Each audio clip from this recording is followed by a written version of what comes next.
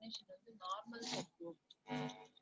Normal சப்குரூப்னா என்னன்னா, normal சப்குரூப்னா left கோசெட்டும் right கோசெட்டும் ஈக்குவலா இருந்துச்சுன்னா அந்த சப்குரூப்க்கு பேரு normal subgroup.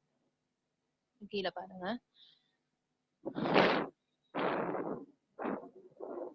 Definition of normal subgroup என்னன்னா, எப்ப வந்து ஒரு சப்குரூப் வந்து நார்மல் சப்குரூப் அப்படின்னு சொல்லுவோம்னா, if for any a belongs to G, left coset is equal to right சப்குரூப்புக்கு பேரு நார்மல் சப்குரூப். ஏஹெச்ன்றது லெஃப்ட் கோசெட், ஹெச்ஏன்றது right coset.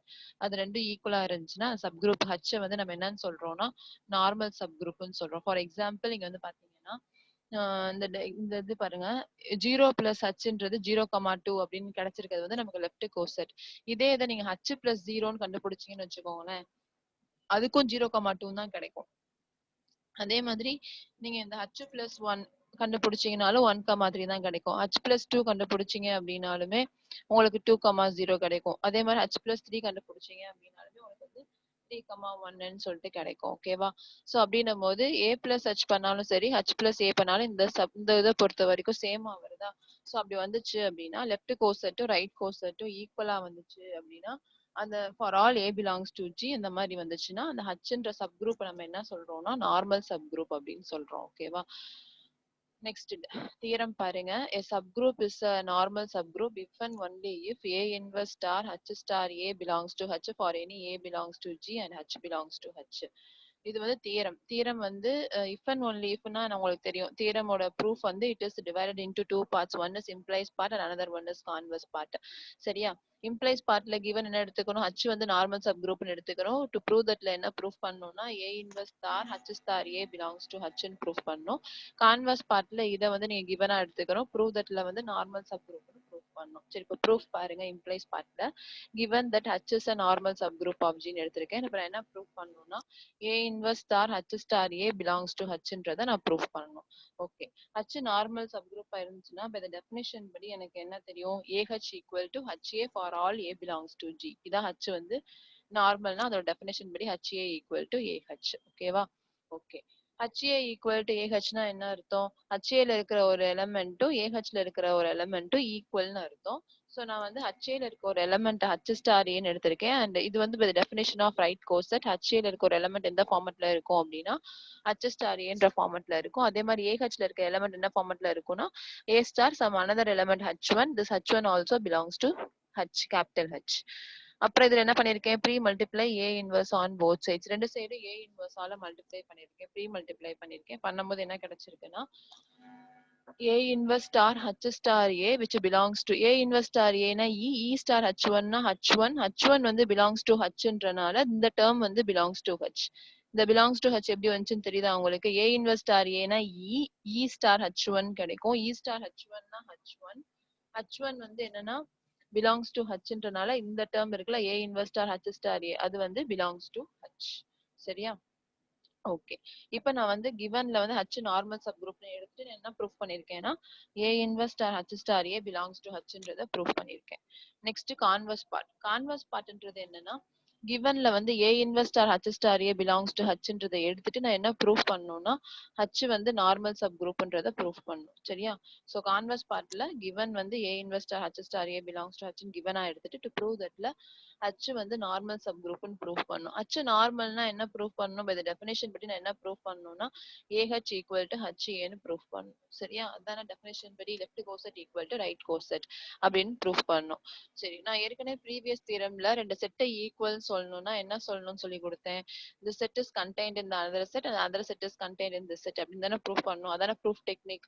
to prove the two sets are equal னா என்ன proof டெக்னிக்னா one set is contained in the another set and another set is contained in the other set நான் proof பண்ணணும். First claim 1ல வந்து என்ன proof பண்றேன்னா HA is contained in AH ன்னு first proof பண்ண போறேன். நெக்ஸ்ட் கிளைம் 2ல AH is contained in HA ன்னு ப்ரூஃப் பண்ண போறேன். இதுக்கும் ப்ரூஃப் டெக்னிக் சொல்லி கொடுத்தேன்.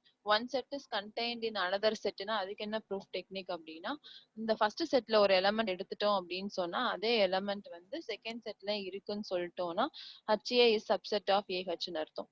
HAல வந்து ஒரு எலமெண்ட் H star Aன்னு எடுக்கிறோம் அப்படின்னு சொன்னா அந்த H star A வந்து திரும்ப எதுல இருக்குன்னு சொல்லணும், AHலயே இருக்குன்னு சொல்லணும். அப்படி சொல்லிட்டோம்னா HA is subset of AH ன்னு அர்த்தம். இப்ப HA ல ஒரு எலிமெண்ட் எடுக்கிறேன் which is H star A அப்படின்னு சொல்லி HA ல இருக்கிற எலிமெண்ட் இந்த ஃபார்மட்ல தானே இருக்கும். HA ல இருக்கிற எலிமெண்டோட ஃபார்மட் எப்படி இருக்கும்னா H star A ன்ற ஃபார்மட்ல இருக்கும். ஓகேவா? H star A belongs to HA ன்னு சொல்லிட்டு எடுத்துக்கிட்டோம். Now இது வந்து நமக்கு வந்து என்னன்னா given thing. given இதான A inverse star H star A belongs to H ன்றது நமக்கு given thing. So இந்த given thingல போய் நான் என்ன பண்றேன் அப்படின்னா pre multiply A on both sides. So ரெண்டு சைடும் A ஆல pre multiply பண்ணா என்ன கிடைக்கும்? A star A inverse star H star A belongs to இந்த சைடும் A ஆல multiply பண்ணா AH ன்னு கிடைக்கும். இப்ப இந்த இடத்துல A star A inverse தான் நமக்கு என்னது E. அப்ப E star H star A belongs to AH. இப்ப E into எந்த எலமெண்ட்டை மல்டிப்ளை பண்ணாலும் திரும்ப அதே எலமெண்ட் தானே வரும். அப்ப H star A belongs to AH ன்னு கிடைக்கும். ஓகேவா? அப்ப H star A belongs to HA ன்னு எடுத்தேன். அப்ப எனக்கு என்ன கிடைச்சிருக்குன்னா H star A belongs to AH ன்னு கிடைச்சிருக்கு. அப்படி கிடைச்சிச்சுன்னா என்ன அர்த்தம்? HA is subset of AH ன்னு அர்த்தம். ஓகேவா? Next claim 2. claim 2 வந்து என்ன சொல்லணும்? AH is subset of HA ன்னு சொல்லணும். அப்ப நான் என்ன பண்ணணும்? AH ல ஒரு எலிமெண்ட் எடுக்கணும். சோ AH ல இருக்கிற எலிமெண்ட் வந்து என்ன ஃபார்மட்ல இருக்குன்னா A star H ன்ற ஃபார்மட்ல தானே இருக்கும். அப்ப A star belongs to AH ன்னு எடுத்துட்டு நான் எப்படி கொண்டு வந்து முடிக்கணும் அப்படின்னா A star H வந்து belongs to HA ன்னு முடிக்கணும். A star H belongs to AH ன்னு ஸ்டார்ட் பண்ணிட்டு நான் எப்படி முடிக்கணும் அப்படின்னா A star H belongs to HA ன்னு முடிக்கணும். ஓகே. நான் let B equal to A inverse ன்னு எடுத்திருக்கேன். let B equal to A inverse. இப்ப given thing நான் யூஸ் பண்ணோம்ல, given thing என்ன எடுத்திருக்கேன்னா என்னதுன்னா A star H star A inverse star H star A belongs to H. இதான் என்னோட given thing. இந்த given thingல போய் B க்கு பதிலா A inverse நான் சப்ஸ்டிட்யூட் பண்றேன். சப்ஸ்டிட்யூட் பண்ணும்போது B equal to A inverse substitute பண்ணீங்கன்னா என்ன கிடைக்கும்? B star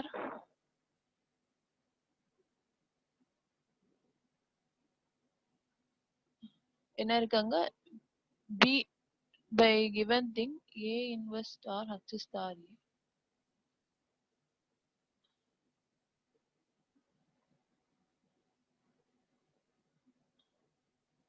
So givenல வந்து A க்கு பதிலா B ன்னு சப்ஸ்டிட்யூட் பண்ணீங்கன்னா என்ன கிடைக்கும்னா B inverse star H star B belongs to H ன்னு கிடைக்கும். சரியா? givenல A க்கு பதிலா B ன்னு சப்ஸ்டிட்யூட் பண்ணீங்கன்னா B inverse star H star B belongs to H ன்னு கிடைக்கும். இப்போ இந்த B க்கு பதிலா நீங்க A inverse ன்னு சப்ஸ்டிட்யூட் பண்ணீங்கன்னா என்ன கிடைக்கும்? A inverse the whole inverse star H star A inverse ன்னு கிடைக்கும்.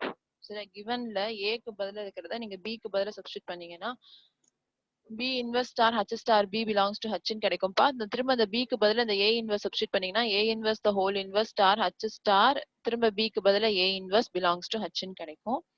A inverse the whole inverse-னா A. A inverse the whole inverse-னா A. இது ஆல்ரெடி உங்களுக்கு தெரிஞ்ச ஒரு ரிசல்ட் தான். So A inverse the whole inverse-னா A star H star A inverse belongs to H ன்னு கிடைச்சிருக்கு.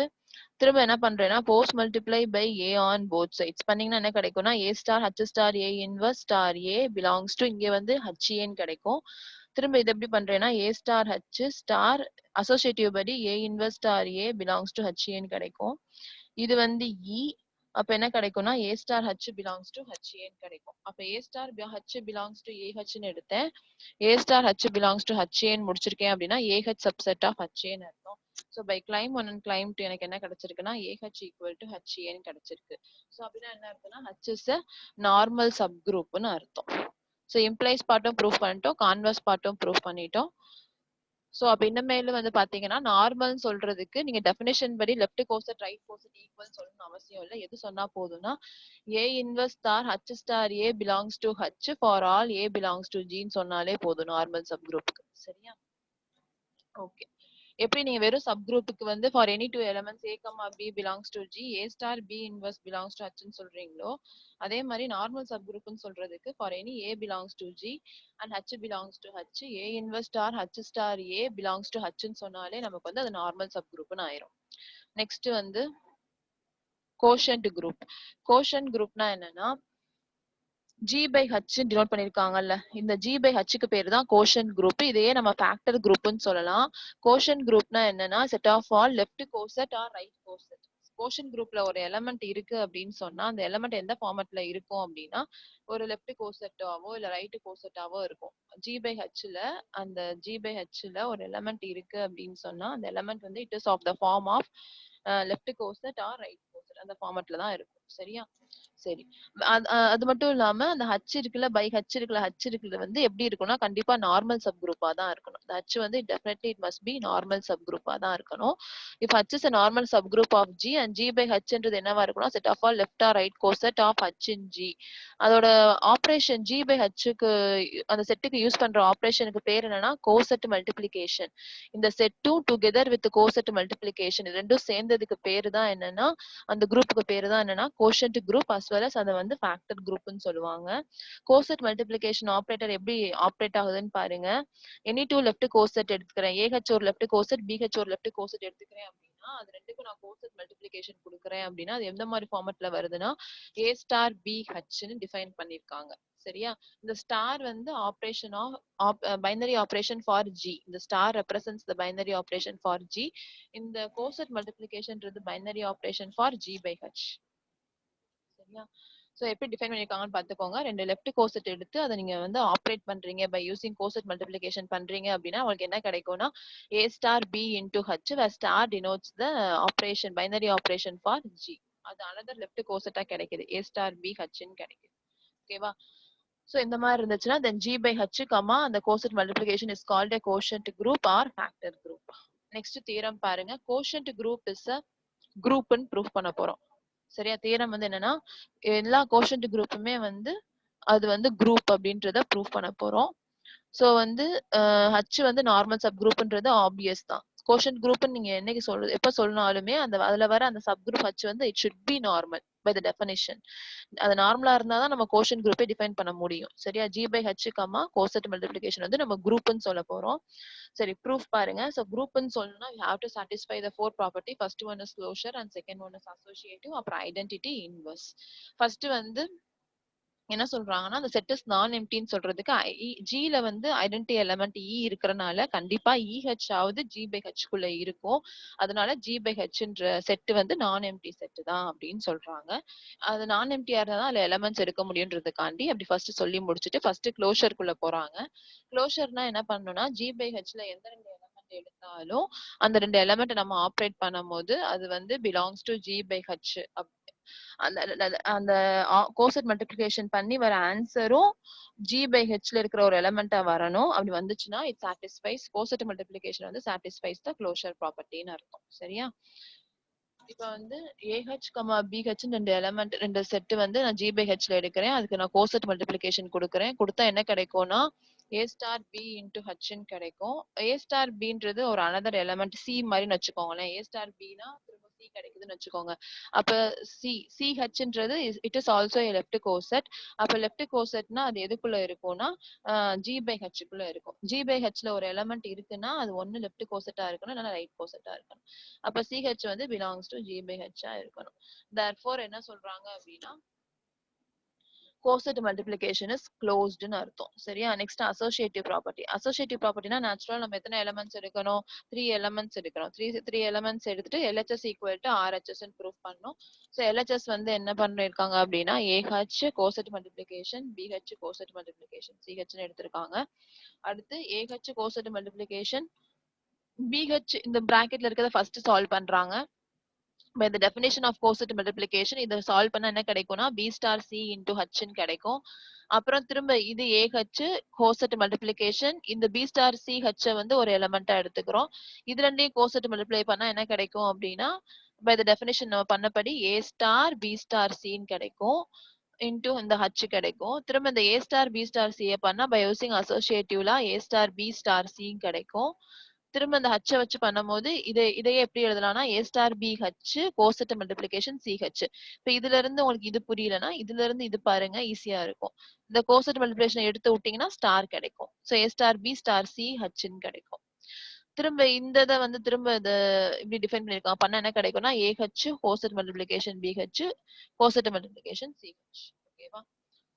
So அப்ப வந்து நமக்கு இட்ஸ் கோசெட் மல்டிப்ளிகேஷன் இஸ் அசோசியேட்டிவ்னு கிடைச்சிருச்சு. சரியா? Next identity. ஐடென்டிட்டினா என்னன்னா AH belongs to G by H அப்படின்னா நான் என்ன சாதாரணமா ஐடென்டிட்டினா A star E equal to Aன்னு ப்ரூவ் பண்ணணும், E star A equal to Aன்னு ப்ரூவ் பண்ணணும். இங்க கோசெட் மல்டிப்ளிகேஷன் சொல்லணும்னா AH coset multiplication EH equal to AHன்னு சொல்லணும். அடுத்து EH coset multiplication AH equal to திரும்ப AHன்னு சொல்லணும். சரியா? ஓகே.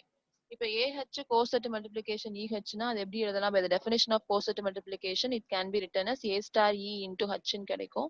A star E னா ஏன்னு தெரியும், அப்ப AH ன்னு கிடைக்கும். அடுத்து EH கோசெட் மல்டிப்ளிகேஷன் AHனா E star A into H ன்னு கிடைக்கும். E star A னா திரும்ப AH.